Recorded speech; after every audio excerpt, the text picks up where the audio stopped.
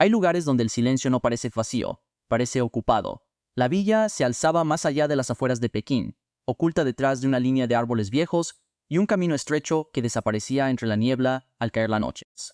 No figuraba en las rutas turísticas. Tampoco aparecía con claridad en los mapas públicos.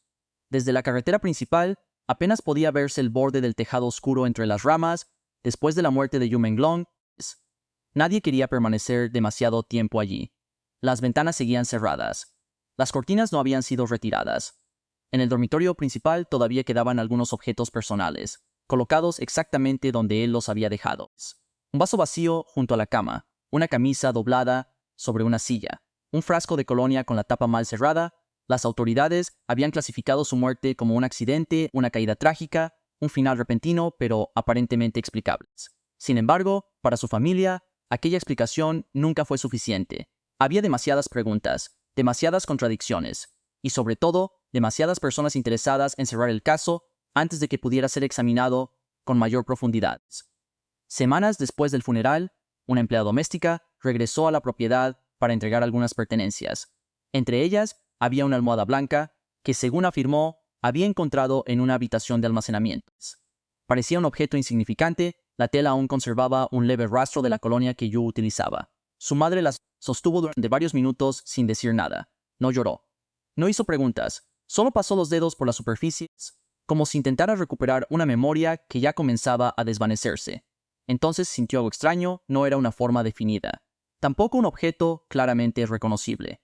Era una densidad oculta bajo el relleno, un pequeño peso que no debía estar allí.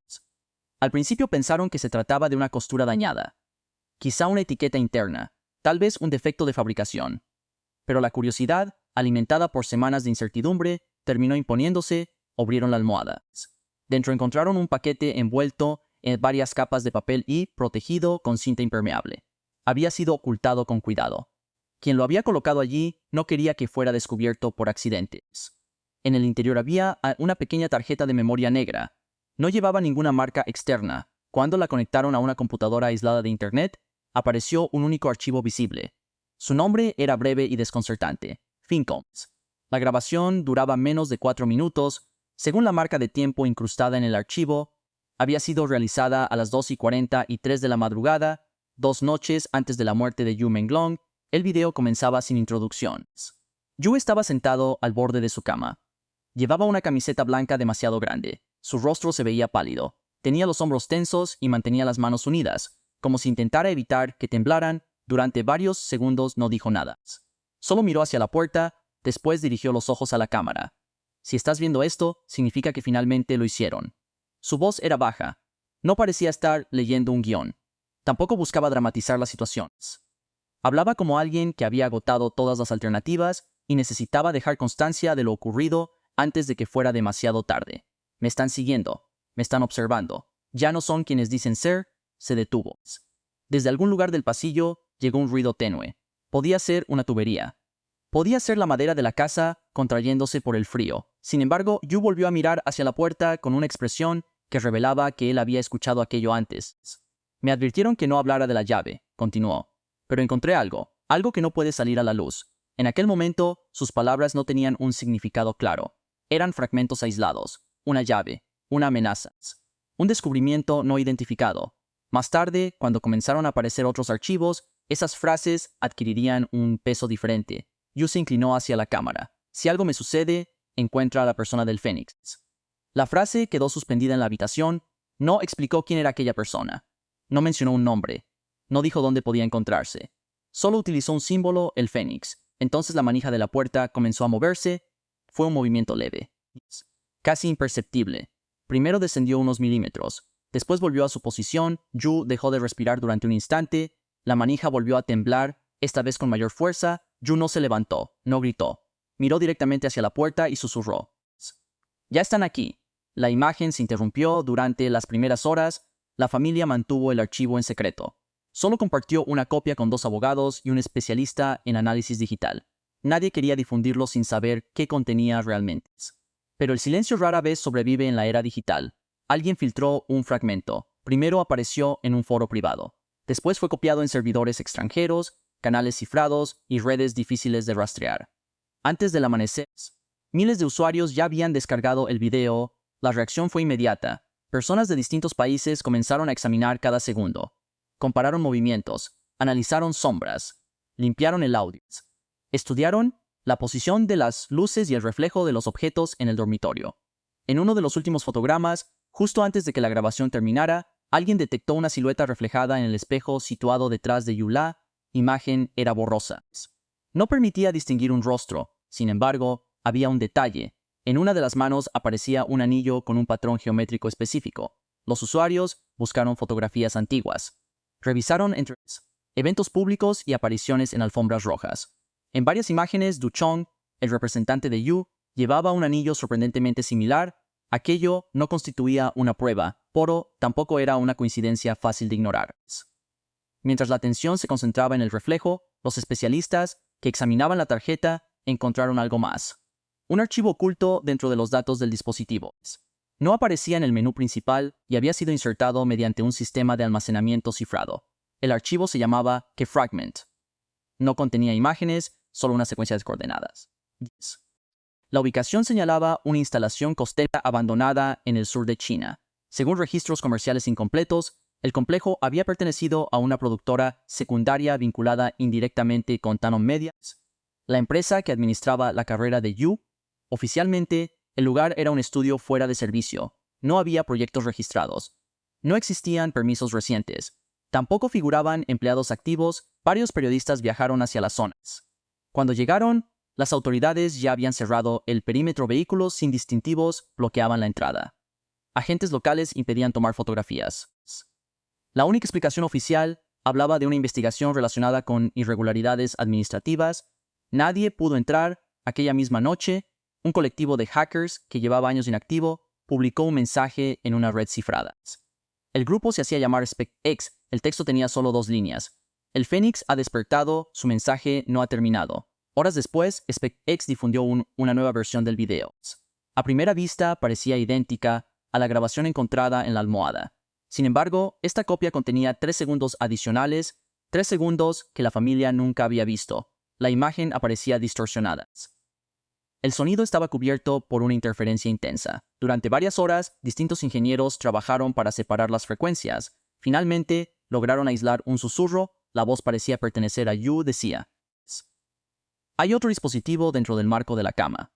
A las mañanas siguientes, las autoridades regresaron a la villa, desmontaron la estructura pieza por pieza, y cuando retiraron el último panel de madera, encontraron una memoria escondida en una cavidad sellada. Lo que contenía convertiría una muerte cerrada como accidente en algo que nadie podría volver a ignorar. El dispositivo recuperado del interior de la cama parecía insignificante. Era una memoria USB común, sin marcas visibles, con la carcasa desgastada por el uso. Sin embargo, quienes participaron en su análisis comprendieron de inmediato que aquel pequeño objeto contenía mucho más que simples documentos. Antes incluso de conectarlo, decidieron trabajar en un entorno completamente aislado. Nadie quería correr el riesgo de que los archivos fueran alterados o eliminados a distancia. Cuando finalmente lograron acceder a su contenido, apareció una estructura organizada con precisión. No había fotografías personales ni proyectos relacionados con la carrera artística de Yu Menglong. Todo estaba clasificado mediante nombres genéricos, fechas y códigos internos. El primer directorio contenía grabaciones de audio. El segundo reunía documentos financieros. El tercero almacenaba conversaciones cifradas y copias de contratos que nunca habían sido registrados oficialmente. Durante las siguientes horas, analistas digitales comenzaron a reconstruir la cronología de aquellos archivos. Ninguno parecía importante por sí solo. Sin embargo, al unir cada fragmento surgía una imagen completamente distinta de la que las autoridades habían presentado. Tanon Media ya no aparecía únicamente como una empresa dedicada al entretenimiento. Detrás de la estructura pública existía una compleja red de sociedades vinculadas entre sí mediante accionistas invisibles, empresas creadas para un único proyecto y contratos que desaparecían pocos días después de ser firmados. El flujo del dinero era difícil de seguir. Grandes cantidades circulaban entre compañías que apenas tenían actividad comercial.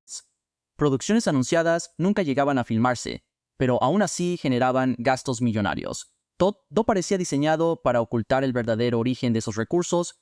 Uno de los documentos llamó especialmente la atención. Se trataba de un informe interno donde varios artistas eran identificados mediante códigos alfanuméricos en lugar de sus nombres. No aparecían descritos como empleados, tampoco como representantes de una marca. El término utilizado era otro. Activos. Aquella palabra cambió por completo la interpretación de los investigadores. No hablaba de personas, hablaba de recursos. Recursos que podían ser trasladados, protegidos o reemplazados según las necesidades del sistema. Entre los archivos apareció una grabación titulada Internal Review. Las voces estaban parcialmente distorsionadas. Aún así, varias expresiones podían entenderse con claridad. Jamás debió revisar esos contratos. Fue un descuido. Nadie imaginó que iría más allá de sus propias obligaciones. Hubo unos segundos de silencio, después otra voz respondió con absoluta tranquilidad. Corríjanlo. No hubo explicaciones, nadie preguntó qué significaba aquella orden. Parecía una expresión habitual dentro de la organización, como si todos comprendieran perfectamente sus implicaciones. Minutos después comenzó otra grabación. Esta vez la voz de Yu era inconfundible. Sonaba cansado, pero decidido. No pienso firmar esos documentos. Al otro lado de la conversación, alguien respondió con un tono sorprendentemente calmado. No estás entendiendo la situación. Yu guardó silencio. La respuesta continuó. Hay demasiadas personas relacionadas contigo. Tu familia, tus compañeros, tu reputación. La amenaza nunca fue pronunciada de manera directa. Precisamente por eso resultaba aún más inquietante. Después de varios segundos, Yu volvió a hablar. Entonces nunca se trató de mí. La llamada terminó sin despedidas. Aquella conversación marcó un punto de inflexión. Por primera vez existía evidencia de que el conflicto no giraba alrededor de un desacuerdo contractual. Yu parecía haber descubierto algo que afectaba a una estructura mucho más amplia. Otro llevaba un título diferente. Last Meeting. El ruido de fondo indicaba que la conversación era tan grabada dentro de un automóvil en movimiento. Se escuchaban motores, tráfico distante y el sonido intermitente de los limpiaparabrisas. Yu habló primero. Dijeron que todo terminaría si aceptaba retirarme. Nadie respondió inmediatamente. Pero vi las firmas. Respiró lentamente. Hasta mi propio abogado dejó de defenderme. Entonces apareció la misma voz fría que ya había sido registrada en otros archivos. Todavía puedes alejarte. No sonó como un consejo, sonó como una última oportunidad. Yu respondió casi de inmediato. Ya no existe un lugar al que pueda ir. La grabación finalizó pocos segundos después. A medida que el contenido comenzaba a difundirse entre periodistas y especialistas, la presión aumentó de manera evidente. Varios reporteros informaron que personas desconocidas permanecían estacionadas frente a sus domicilios durante horas. Otros aseguraron que recibían llamadas vacías a altas horas de la madrugada. Algunos descubrieron que sus computadoras habían sido manipuladas mientras permanecían apagadas. No todos decidieron continuar investigando. Uno de los persuasionistas que había obtenido una copia íntegra del archivo desapareció durante 48 horas. Cuando finalmente reapareció, evitó toda entrevista. Polo pronunció una frase antes de retirarse. No es únicamente una empresa. Aquellas palabras comenzaron a repetirse en redes sociales. No era únicamente una empresa, era un sistema. Mientras tanto, miles de usuarios seguían examinando cada elemento relacionado con el caso. La expresión «la persona del Fénix» aparecía constantemente en los debates. ¿Era un individuo? ¿Un grupo? ¿Un nombre en clave? Nadie tenía una respuesta definitiva hasta que apareció un nuevo mensaje. Una cuenta anónima publicó un breve video en una plataforma cifrada. La imagen era oscura. Solo podía distinguirse la manga de un abrigo negro. En ella había un pequeño bordado con la figura de un fénix de color rojo. La persona nunca mostró el rostro, su voz estaba modificada electrónicamente. Hizo lo correcto. Hemos protegido el resto de los archivos. La verdad terminará saliendo a la luz. El mensaje duraba menos de 30 segundos. La cuenta desapareció pocos minutos después. Sin embargo, antes de ser eliminada, dejó un enlace cifrado. Miles de usuarios consiguieron descargarlo. El contenido era mucho más extenso que todo lo conocido hasta ese momento. Había registros bancarios, transferencias internacionales, listados de reuniones privadas, fotografías tomadas en hoteles, oficinas y aeropuertos. Todo parecía formar parte de una misma red de operaciones cuidadosamente ocultas durante años. Los especialistas tardaron días en verificar la autenticidad del material. Gran parte de los documentos coincidía con registros públicos obtenidos en distintos países. Otros permanecían imposibles de confirmar. Sin embargo, el conjunto resultaba demasiado consistente para ser ignorado. Las autoridades reaccionaron con rapidez. 2 días después, varios vehículos sin identificación rodearon nuevamente la villa de Yumenglong. El acceso, quedó completamente restringido. Oficialmente, la operación respondía a una nueva recolección de pruebas, pero los vecinos observaron algo distinto. Los agentes no parecían buscar evidencia, parecían retirar todo aquello que aún permanecía dentro de la propiedad. Cajas completas fueron cargadas en los vehículos, computadoras, compartimentos, puñetos personales. Cuando abandonaron el lugar, la habitación había quedado prácticamente vacía. Solo entonces alguien recordó un detalle. La almohada donde había sido escondida la primera tarjeta de memoria ya no estaba allí. Había desaparecido. Y con ella desaparecía también el último objeto capaz de explicar quién había previsto que algún día toda aquella verdad necesitaría ser encontrada. La desaparición de la almohada no hizo más que aumentar la sensación de que alguien seguía un paso por delante de todos. Las autoridades afirmaron que jamás había sido retirada como evidencia. Sin embargo, tampoco pudieron explicar por qué ya no aparecía en el inventario oficial de los objetos recuperados de la villa. Aquella contradicción alimentó nuevas sospechas y dio origen a otra ola de investigaciones independientes. Mientras tanto, la información seguía propagándose. Cada intento por contener las filtraciones parecía producir el efecto contrario. Nuevos documentos aparecían en servidores distribuidos por distintos países. Copias idénticas comenzaban a circular apenas unos minutos después de que una página fuera eliminada. Era evidente que alguien había preparado aquel sistema mucho antes de que el caso se hiciera público. La atención dejó de centrarse únicamente en la muerte de Yu Menglong. Ahora, la pregunta era otra. ¿Quién estaba detrás del símbolo del Fénix? Durante varios días no apareció ninguna respuesta. Hasta que una cuenta completamente anónima publicó una única fotografía, no había texto, solo la imagen de una vela encendida sobre una mesa oscura. En el reflejo del cristal podía distinguirse, apenas durante un instante, el contorno de un pequeño emblema con forma de fénix. Miles de personas interpretaron aquella publicación como una señal, no porque revelara nueva información, sino porque demostraba que alguien seguía observando cada movimiento relacionado con la investigación. Pocas horas después apareció un nuevo archivo comprimido. Esta vez el contenido era aún más delicado. Había transferencias bancarias internacionales, registros de reuniones privadas, listas de sociedades creadas en distintos territorios, nombres de intermediarios, correos electrónicos y varias fotografías donde ejecutivos de diferentes compañías aparecían reunidos lejos de cualquier acto oficial. Los especialistas tardaron días en revisar cada documento.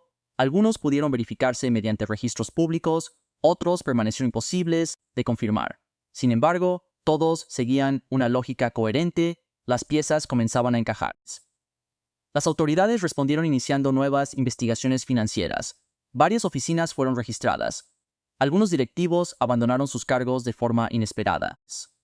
Otros desaparecieron completamente del espacio público sin ofrecer ninguna explicación, pero ninguna de aquellas acciones respondió a la pregunta principal. ¿Qué había descubierto realmente Yu? La respuesta parecía encontrarse en un pequeño cuaderno que llegó de forma anónima a la redacción de un periódico en Taiwán. Los expertos compararon la escritura con documentos firmados por Yu durante años. Las coincidencias eran notables. Entre aquellas páginas había reflexiones personales, fechas, nombres incompletos y anotaciones escritas con evidente prisa. Una de ellas sobresalía sobre todas las demás. Ya me reemplazaron una vez. La frase era inquietante. No explicaba su significado, no indicaba si hablaba de su trabajo, de su imagen pública o de algo completamente distinto. Aún así, bastó para provocar un nuevo debate internacional. Algunos interpretaron aquellas palabras como una metáfora relacionada con las presiones de la industria, otros creyeron que escondían una advertencia mucho más profunda. Nadie pudo demostrar ninguna de las dos hipótesis. Sin embargo, el cuaderno contenía otra anotación todavía más inquietante. Si algún día todo sale a la luz, comprenderán que nunca fue un accidente. Aquella frase recorrió el mundo en pocas horas. Mientras tanto, los investigadores independientes continuaban revisando los últimos archivos filtrados. En uno de ellos apareció un documento interno identificado únicamente como protocolo de silencio. No contenía explicaciones. Solo una serie de instrucciones breves y códigos administrativos. Entre aquellas líneas había una expresión que se repetiría una y otra vez en los medios de comunicación. El activo ha sido neutralizado. No decía la persona, no decía el artista, decía el activo. Aquella elección de palabras reforzaba la imagen de una estructura donde los individuos dejaban de ser personas para convertirse en recursos reemplazables. La reacción pública fue inmediata. Miles de personas comenzaron a reunirse frente a edificios corporativos, plazas y embajadas. No había discursos, no había líderes visibles, no novelas encendidas y fotografías de Yu Menglong sostenidas en silencio. Algunos interpretaban canciones que jamás llegaron a publicarse oficialmente.